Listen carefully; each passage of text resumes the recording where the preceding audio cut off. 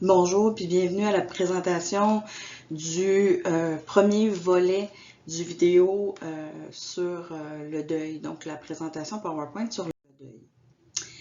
Un deuil normal. OK, on va commencer avec le deuil normal, donc le deuil qu'on connaît tous. Le mot deuil, ça vient du mot douleur. Donc, faire son deuil, ça veut dire passer à travers sa douleur. Qu'on veut que les gens comprennent quand on parle de faire son deuil, on veut dire être capable de se réorganiser à travers la douleur, malgré la douleur, donc passer à travers les moments où la douleur est trop importante pour fonctionner. Les étapes du deuil normal, vous les connaissez, donc celle qu'on connaît le plus, là, ça vient de Elisabeth Kubler-Ross, la psychiatre américaine. La première étape, c'est la phase du choc, donc la phase initiale. La personne va vous dire, ben voyons donc, je suis sous le choc, ça me... Tu sais, il faut qu'il y ait une constatation du départ de la personne pour que le travail du deuil s'enclenche. Donc, tant et aussi longtemps qu'on ne sait pas et qu'on n'a pas la nouvelle et qu'on constate pas le décès, c'est plus difficile de faire son deuil. Donc, l'étape du choc, elle est importante et vient assez rapidement, puis des fois conjointement, l'étape du déni. Parce que souvent, on va entendre, ben voyons donc, ben non, ça se peut pas. OK? Rationnellement, la personne, elle le sait. Elle n'est pas psychotique, là, elle n'est pas en dehors du champ de la réalité. Mais en même temps, ça fait, c'est pas possible. Il doit y avoir une erreur. Il doit y avoir quelque chose qui s'est mal passé. C'est un cauchemar. Je vais me réveiller. Donc, émotivement, la notion est pas capable, on n'est pas capable de l'intégrer. Ensuite vient la phase de la colère. Cette colère-là, elle peut être dirigée sur plein de choses. Ça peut être envers la raison du décès. J'en veux au cancer, j'en veux aux institutions, par exemple, j'en veux au service au système de santé de ne pas avoir pris en charge ma mère assez rapidement pour la traiter. Ça peut être même retourné contre soi. Si je lui avais conseillé, si j'avais été avec elle à son rendez-vous médical, probablement qu'on aurait pu éviter des choses. On peut également ressentir de la colère envers la personne décédée. Elle ne s'est jamais occupée d'elle. Elle a toujours roulé trop vite en auto. Bon, etc., etc., etc. Et là, quand la colère est tournée vers la personne décédée, il y a une particularité qui s'appelle le conflit de loyauté. Je lui en veux, mais en même temps, j'ai de la peine. Je suis en colère, mais je suis aussi triste. Je voudrais qu'il soit là, mais je voudrais qu'il soit là pour le frapper, dans le fond, pour pouvoir exprimer ma douleur, pour pouvoir exprimer mes sentiments. Ensuite vient la désorganisation. Donc, c'est une période où est-ce que là, vraiment, la personne va avoir des manifestations dépressives. OK? C'est là où elle va être déprimée, troubles de sommeil, troubles de l'alimentation, pleurs excessives, etc., etc.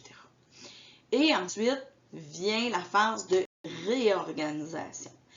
Avant, on l'appelait l'acceptation du deuil, mais le mot acceptation est très mal reçu de la part des endeuillés parce qu'ils vont vous dire, ben ouais, mais jamais je vais accepter que ce soit arrivé cette affaire-là. Effectivement, il y a des choses qui sont révoltantes puis qui vont demeurer révoltantes pour le restant de nos jours. Mais on a réussi à réorganiser sa vie et on a réussi à reprendre nos activités malgré la douleur. Donc, pour que la phase de réorganisation soit complétée, qu'on dit achevée, on doit avoir fait plusieurs étapes, dont l'accomplissement des tâches inachevées. La lettre, hein, la fameuse lettre qu'on écrit à la personne décédée pour lui dire ce qu'on avait à lui dire, par exemple. Régler nos conflits avec la personne, conflits qui restaient. Découvrir un sens aussi à la perte. Bon, ben, maintenant qu'elle est partie, parce qu'au dans la phase de désorganisation, c'est ma vie n'a plus de sens. Fait que maintenant, c'est un nouveau sens qu'il faut donner. Faut donner le sens. Maintenant qu'elle n'est plus dans ma vie, voici la mission que j'ai, par exemple. L'échange de pardon, donc demander pardon à la personne pour les choses pour lesquelles on se sentira encore honteuse ou coupable, et ou se pardonner soi-même sur certaines choses, lui pardonner certains éléments. On appelle la phase le laisser partir, donc faire en sorte que comprendre qu'il ne pourra pas rester près de nous, que son corps, sa vie, on la laisse partir, mais son souvenir, on peut le garder, puis c'est ça l'héritage qu'on en découle. L'héritage, c'est qu'est-ce que ça m'a permis de vivre, qu'est-ce qui me reste de cette personne-là maintenant qu'elle est partie. Ça, c'est les deuils normaux ou le deuil normal. Par contre, ce ne sont pas tous les deuils qui se passent de la même façon et certains deuils sont considérés d'office des deuils compliqués et d'autres deuils qui peuvent se compliquer. On va parler du deuil absent ou retardé, du deuil intensifié et du deuil inachevé. Le deuil absent ou retardé, quand il y a une absence de choc, quand on ne peut pas constater le décès, ou quand la constatation du décès se fait beaucoup plus tard, ben, il peut y avoir une stagnation dans la phase de déni. Ben non, tant que je ne l'aurai pas vu, tant que je ne l'aurai pas constaté, je ne pourrai pas croire que la personne est décédée. Ça peut arriver, bon, des décès à l'étranger,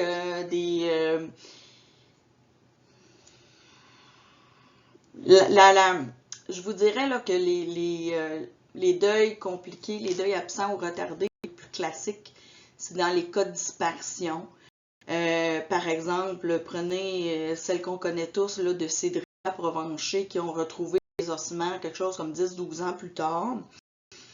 Et à chaque fois qu'on retrouve des ossements, même si c'est des restes humains, c'est pas le corps, vous allez entendre la famille dire « Maintenant, on peut faire notre deuil ». Donc, maintenant, on peut passer à une autre étape, on peut constater la mort, donc on peut passer à travers. Pendant la pandémie,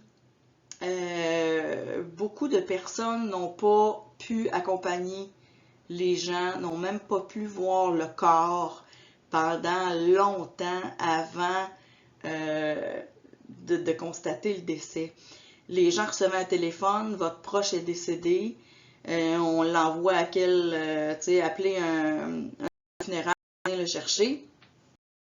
Et ça restait des mois qu'on n'a pas vu, ça va prendre des mois. C'est un deuil. Puis, évidemment, dans ce contexte-là, il y a beaucoup de colère aussi là, face au système. Beaucoup de situations qu'il y a à travailler également. Le deuil intensifié peut être intensifié de deux façons. Ça peut être lorsque la personne démontre des émotions de façon très, très intense. Donc, vous en voyez, là, il y a certaines cultures, là, plus tu pleures, plus tu démontres de l'intérêt envers la personne décédée. On a encore, malgré tout, ce petit sentiment-là. Si je ne pleure pas, c'est comme si je ne l'avais pas assez aimé. Mais c'est pas vrai, là. C'est pas ça. C'est la façon qu'on a de faire notre deuil.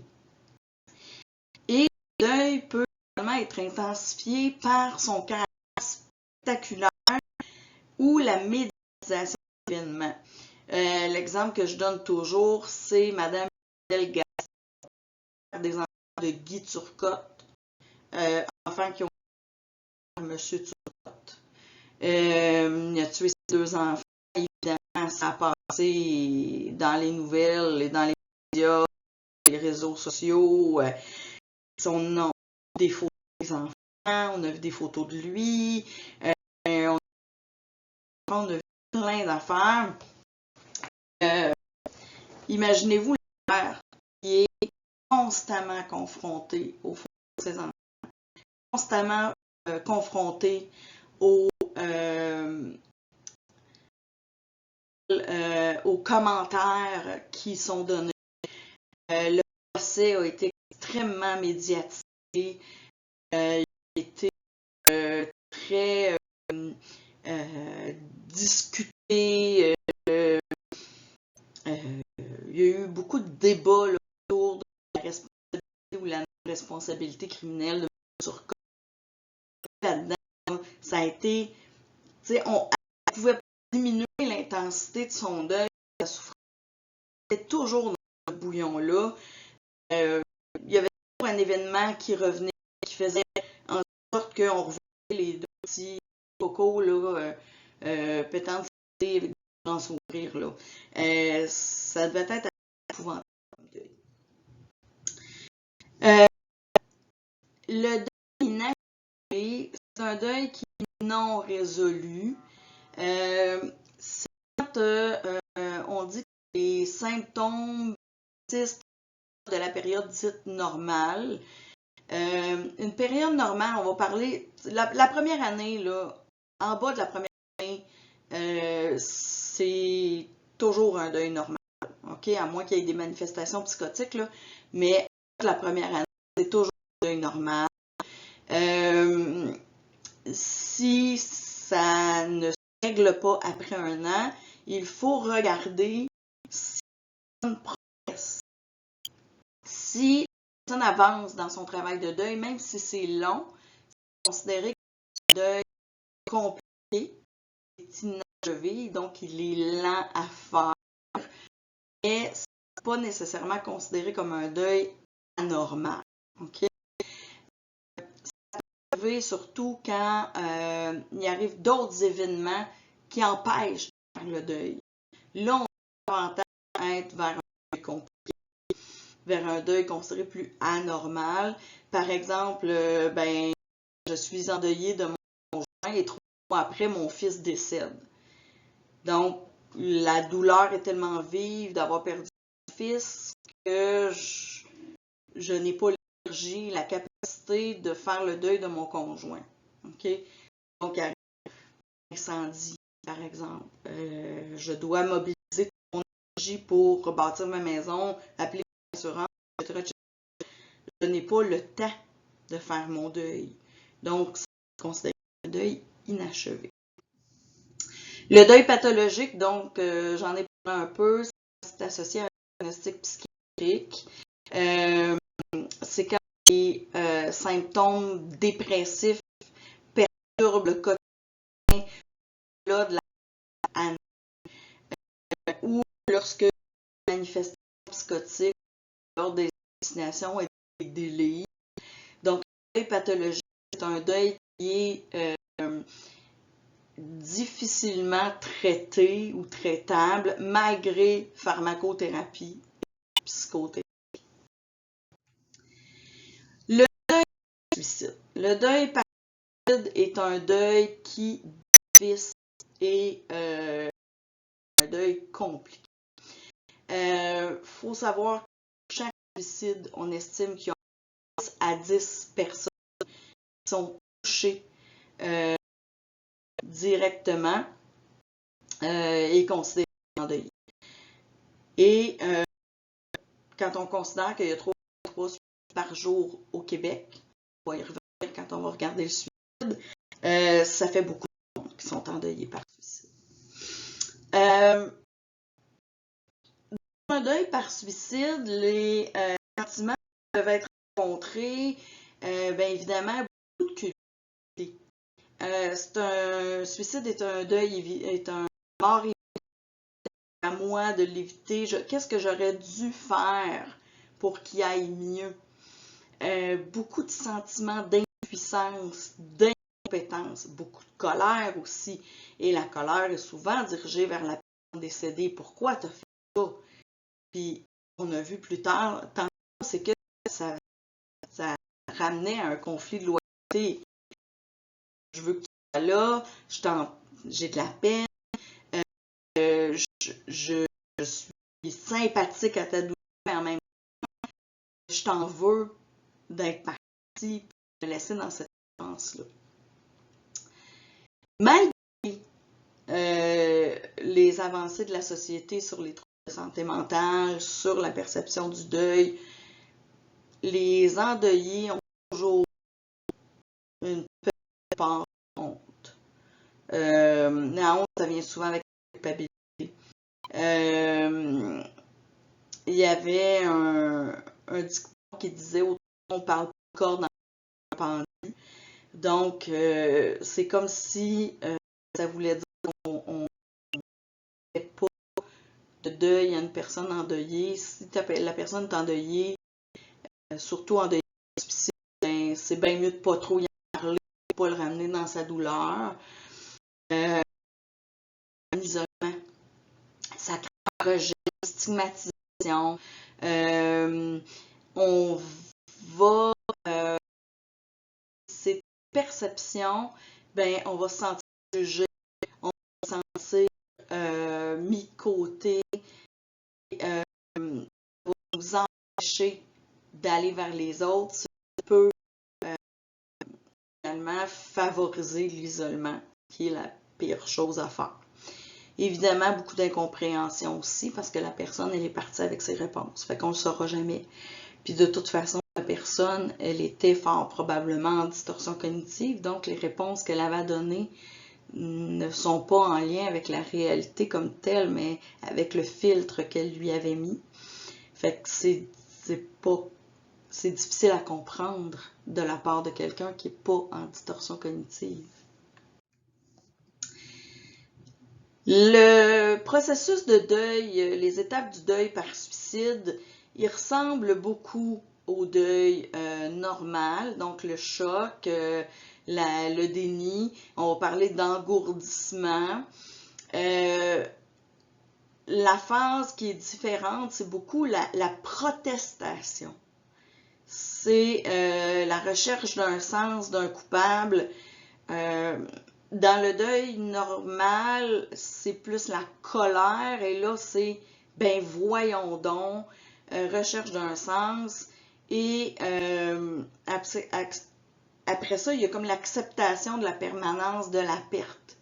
Ok, je comprends que, émotivement, là, je comprends qu'elle ne sera plus jamais là. Et là, il y a une colère après la protestation.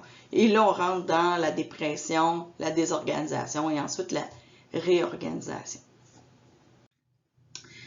Le deuil périnatal, je vais vous en parler dans une prochaine capsule pour permettre d'avoir des capsules un petit peu moins longues. Donc, à tantôt pour la deuxième partie.